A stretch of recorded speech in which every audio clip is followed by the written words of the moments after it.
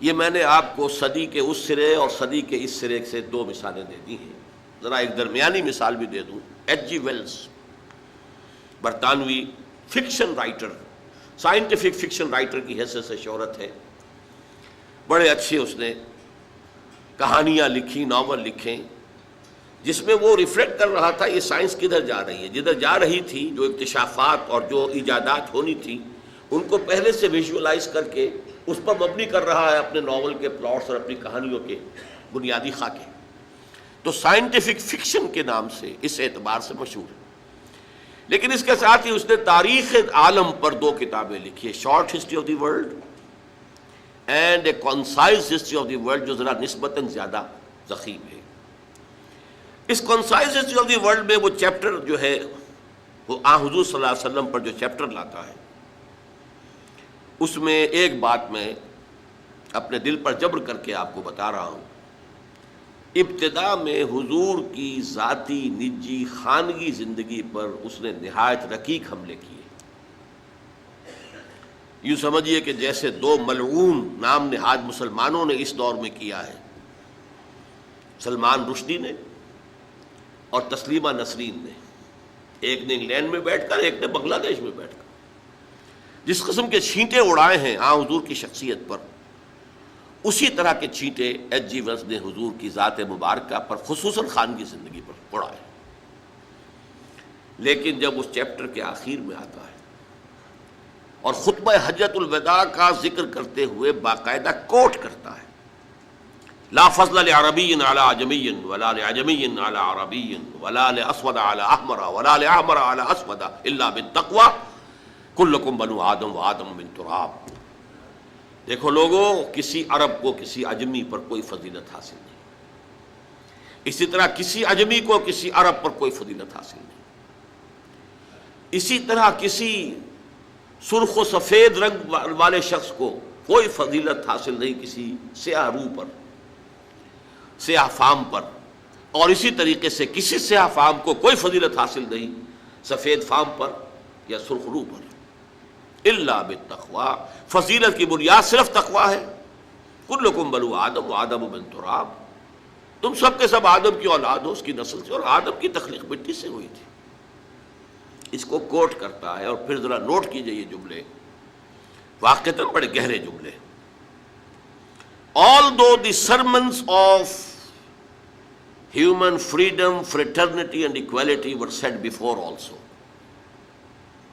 کہ اگرچہ انسان کی حریت، اخوت اور مساوات کے واعظ تو دنیا میں پہلے بھی بہت کہے گئے. یہ جملہ نوٹ کر لیا. اب اگلا جملہ اور زیادہ قابل توجہ ہے. We find a lot of these sermons in Jesus of Nazareth. ہم دیکھتے ہیں کہ اس کے بہت سے مواعظ حسنہ جو ہیں ان چیزوں کے بارے میں حضرت عیسیٰ مسیح ناصری کے ہاں موجود ہیں. عیسائی ہوتے ہوئے کہہ رہا ہے. But it must be admitted، لیکن یہ تسلیم کیے بغیر چارہ نہیں ہے that it was Muhammad صلی اللہ علیہ وسلم who for the first time in history established a society based on these principles. یہ صرف محمد عربی صلی اللہ علیہ وسلم تھے جنہوں نے تاریخ انسانی میں پہلی مرتبہ ایک معاشرہ باضابطہ بالفعل انہی اصولوں پر قائم کر کے دکھایا. اب آپ اندازہ کیجئے، یہ ٹریبیوٹ ہے، اور ٹریبیوٹ کس کا ہے؟ دشمن کا ہے. وہ معتقد نہیں ہے. میں نے اسی لیے بتایا اپنے دل پر جبر کر کے کہ اس نے کیا کیا. اس حد تک ایک شخص کی اس میدان میں اتنی بڑی حماقت کا مظاہرہ کر رہا ہے کہ کہتا ہے کہ سمجھ میں نہیں آتا کہ معاذ اللہ ثم معاذ اللہ نقل کفر نہ باشد، کہ محمد جیسے گھٹیا آدمی کے گرد خدیجہ اور ابو بکر اور عمر جیسے عظیم انسان کیسے جمع ہو گئے. حالانکہ اس احمق سے کوئی پوچھے کہ اس سوال کا جواب تو تمہیں دینا چاہیے. درخت تو اپنے پھلوں سے پہچانا جاتا ہے، اور تم جو ہے اس مخمصے میں ان کی عظمت کا اقرار ہے، ادراک ہے، شعور ہے، اعلان ہے، اعتراف ہے حضرت خدیجہ کا، حضرت ابو بکر کا، حضرت عمر کی عظمت کا. کہتا سمجھ میں نہیں آتا اتنی عظیم شخصیتیں ایسے گھٹیا انسان کی جد کیسے جمع ہو گئی. تو تو میں نے آپ کو اندازہ دے دیا کہ کس قدر زہر اس کے اندر بھرا ہوا ہے. ذاتی طور پر عناد ہے، دشمنی ہے، بغض، لیکن اس حقیقت کا ادراک کر رہا ہے اور اس کا اعلان اور اعتراف کر رہا ہے. Although the sermons of human freedom, fraternity and equality were said before also, we find a lot of these sermons in Jesus of Nazareth, but it must be admitted that it was Muhammad sallallahu alaihi wasallam who for the first time in history established a society based on these principles. تو میں نے اسی لیے اس کی دشمنی کو پہلے جو ہے اسٹیبلش کیا ہے، تاکہ وہ جو عربی مقولہ ہے الفضل ما شہدت بہ الاعداء، اصل فضیلت تو وہ ہے کہ جس کا اقرار اور اعتراف دشمن بھی کرے. ظاہر بات ہے کہ جو دوست ہے، عقیدت مند ہے، عام طور پر وہ جو محبت کرنے والا ہے اس کی نگاہ جو ہے وہ اپنے محبوب کی کسی خامی کو دیکھ ہی نہیں سکتی، اس کی طرف سے وہ گویا کہ نابینا ہو جاتا ہے. دشمن کا کوئی خیر نظر نہیں آتا، کوئی خوبی نظر نہیں آتی، اور دوست اور محبوب کا کوئی عیب نظر نہیں آتا. لیکن اگر کوئی دشمن کسی کی کسی فضیلت کا، کسی کی عظمت کا اعتراف کرے تو معلوم ہوا کہ اب اس میں کسی شک و شبے کی گنجائش نہیں. یہاں البتہ ذرا ایک بات نوٹ کر لیجئے، یہ جملے جو ایچ جی ویلز نے لکھ دیے تھے، موجودہ جو مرتبین ہیں، چونکہ وہ تو فوت ہوا بہت عرصہ ہوا، اب جو کتاب چھپتی ہے یہ concise history of the world, وہ نئے ایڈیٹرز ہیں، انہوں نے ایڈٹ کیا ہے. ہمیشہ جو نیا ایڈیشن آتا ہے تو اس کے اوپر تو نظر ثانی ہوتی ہے. تو نئے ایڈیٹرز نے یہ جملے حذف کر دیے ہیں، ان کے حلق سے نیچے نہیں اتر پائے. یہ وہ کڑوی گولی تھی جو ان کے حلق سے نیچے نہیں اتر پائی. میں نے اس لیے وضاحت کر دی کہ مبادہ آپ میں سے کوئی اس کتاب کو حاصل کرے اور پھر دیکھے اور وہاں یہ جملے نہ پائے. موجودہ ایڈیشن میں وہ نہیں ہے، لیکن آپ کو پنجاب لائبریری سے یا کسی اور پرانی لائبریری سے جن میں کہ پرانے نسخے موجود ہوں، وہ کتاب مل جائے گی کہ جس میں یہ نسخے بعین ہی انہی الفاظ میں موجود ہیں جو میں نے آپ کو سنا. بہرحال اب میں اس بات کو زیادہ طول نہیں دینا چاہتا. حضور کی اصل عظمت جس کو ہم بحیثیت انسان سمجھ سکتے ہیں اور جس کا لوہا آج پوری دنیا مان رہی ہے، جس کا انکشاف پوری طرح عالم انسانی پر ہو چکا ہے، وہ یہ ہے کہ آپ نے ایک عظیم ترین انقلاب برپا کیا، گمبھیر ترین، جامع ترین، ہمگیر ترین، اور کم از کم وقت میں برپا کیا. اور اس سے بھی زیادہ نمایاں بات یہ ہے کہ اس انقلابی جد و جہد کا ابتدا سے لے کر اختتام تک اس کے جتنے مراحل آئے، ہر مرحلے پر قیادت کی ذمہ داری ادا فرمائی. اس اعتبار سے ذرا ایک تقابل کر لیجئے، تاریخ انسانی کے دو انقلابات بہت مشہور ہیں. انقلاب فرانس سے یقیناً بڑا انقلاب تھا، دنیا سے بادشاہت کا خاتمہ، جمہوریت کے دور کا آغاز اسی انقلاب فرانس سے ہوا، 250 برس قبل کی شے ہے. انقلاب روس، بولشوک ریولوشن آف 1917، یقیناً عظیم انقلاب تھا.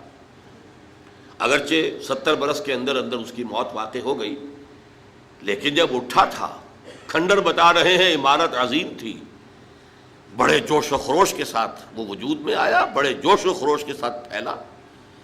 کہاں روس سے وہ لیٹن امریکہ تک جا پہنچا، کتنی اس کی توسیع ہوئی ہے، کس بجلی کی صورت کے ساتھ ہوئی ہے. لیکن ان دونوں انقلابات کا آپ جائزہ لیں گے تو نمبر ایک، دونوں جزوی انقلاب تھے.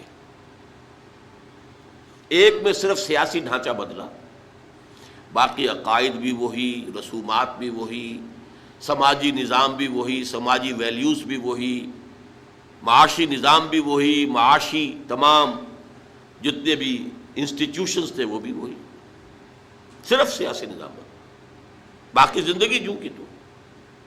بولشوک ریولوشن کے ذریعے معاشی ڈھانچہ بدل گیا، انفرادی ملکیت ختم ہو گئی، قومی ملکیت میں آ گئے تمام وسائل پیداوار. بس باقی آپ کو معلوم ہے جیسے وہ کرسچنز پہلے تھے ویسے ہی کرسچن بعد میں رہے، جو عقائد پہلے تھے وہی ان کے بعد میں رہے، سماجی ویلیوز وہی رہیں، سارا نقشہ جو کا تو رہا. معاشی انقلاب آ گیا.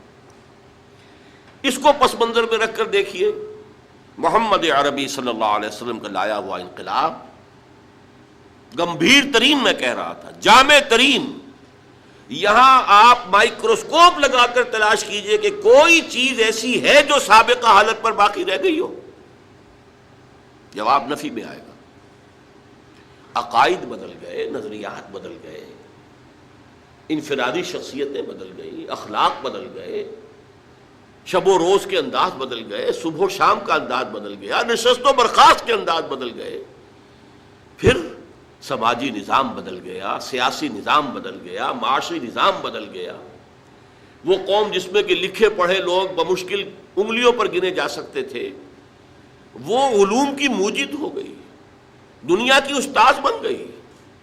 اس نے مشرق و مغرب سے علوم لیے، یونان سے بھی لیے اور چین اور ہند سے بھی لیے، انہیں ڈیولپ کیا، بڑھایا اور پورے عالم انسانیت کی طرف پھیلا دیا۔ یہ سارا کام انقلاب عظیم، گمبھیر ترین، ہمہ گیر ترین، جامع ترین انقلاب۔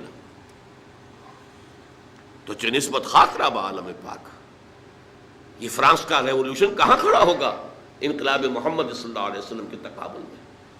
مارس کا انقلاب کہاں کھڑا ہوگا انقلاب محمد صلی اللہ علیہ وسلم کے تناظر میں؟ نمبر 2،